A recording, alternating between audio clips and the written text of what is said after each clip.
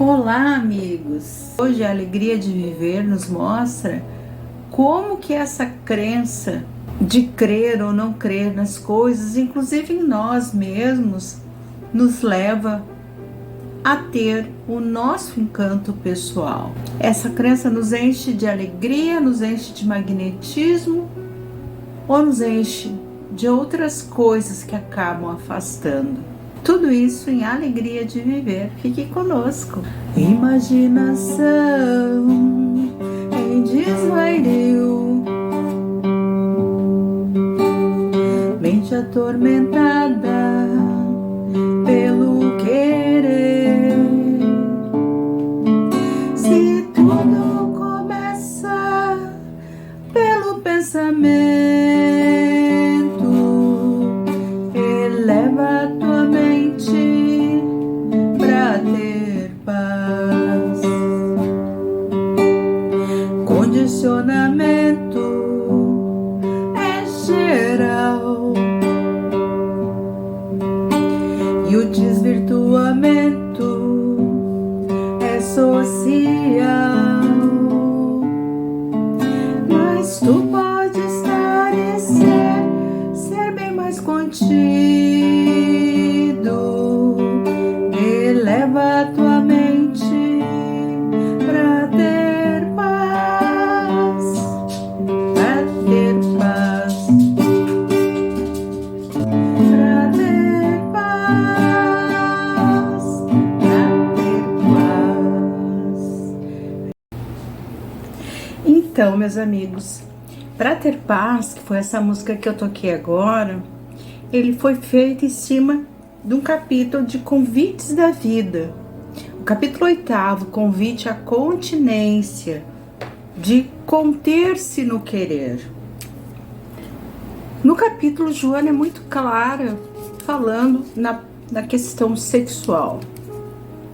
Mas na música eu coloquei um querer geral, porque a gente também tem a questão do não se cuidar para ir correr atrás de um dinheiro, de um status, né? E aí não se cuida da saúde, vai uma vida inteira correndo atrás disso, porque acha que precisa de mais dinheiro, de mais coisas materiais. E a questão sexual já está tão banalizada que há uma espécie de uma competição, quem se mostra mais, quem é mais vulgar falando palavrão, dançando desse ou daquele jeito, se mostrando dentro daquilo. A sociedade virou isto, né? Essa banalidade, essa vulgaridade, onde parece que o mais bonito é aquele que mais é livre sexualmente. Então, o nosso capítulo de hoje, que é o último capítulo da Joana, é sobre encanto pessoal. O magnetismo humano vem do nosso estado espiritual de cada ser. Conforme a gente é internamente, a gente pensa, o que a gente diz, o que a gente irradia, tendo esse encanto pessoal como uma claridade ou como uma sombra. Quando o foco da pessoa é só um foco pessoal, é algo que se exerce pela nossa aura. Esse encanto, ele tem a ver conosco, com o nosso interior, né? Os espíritos enxergam, nós não. Como é que a gente é por dentro? Porque nós somos a soma dos nossos pensamentos, nós somos a soma das nossas palavras, nós somos a soma das nossas ações do nosso dia a dia. E isso exala de nós. Eu tô lendo um livro que se chama Obsessão Sexual. Ele é do Luiz Gonzaga Pinheiro, um livro muito bom. E ele cita ali o Chico e vai contando umas histórias. Então, o Quem é muito ligado a sexo, não importa se é homem, se é mulher, se é novo, se é velho, não importa nada externo, importa o pensamento e o fazer. Quem é muito ligado vai atrair, obviamente, espíritos ligados a isso também, espíritos encarnados e espíritos desencarnados. Daí se desencadeiam as obsessões sexuais que vão fazer com que baixe a nossa imunidade espiritual, e aí vem as doenças graves e os desencarnes nem sempre programados. Acredito que sejam muitos desencarnes tanto quanto suicidas, aquele suicídio involuntário que a gente viu lá em André Luiz. Então, para que haja um esforço na nossa mudança, a maneira de falar, de vestir, de sentar, de andar, da gente se comportar, o estudo de cada postura, ele que dá ao ser humano um significado que contribui para essa representatividade social. E não é só externo, não é só representatividade, é uma aura. Isso gera o encanto pessoal. Então, quem quer atrair pessoas diferentes para a sua vida, sejam pessoas do outro sexo, sejam amigos, sejam chefes, seja o que for, tem que mudar a sua perspectiva, tem que fazer um esforço para uma mudança interior no sentido de melhorar-se. E as pessoas não gostam muito de melhorar-se, né?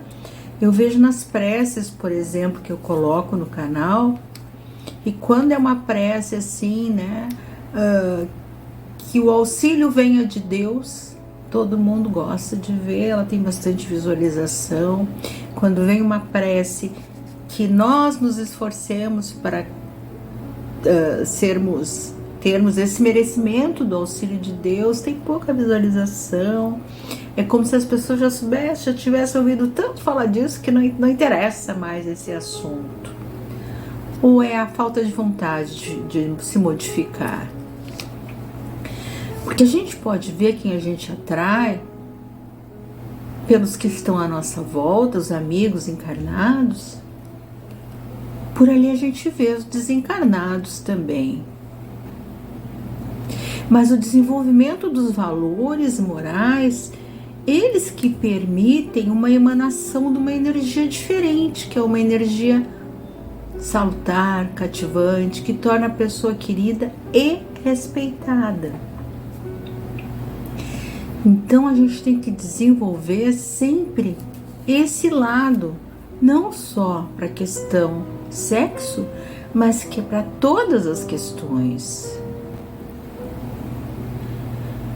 Porque isso não é ocultado.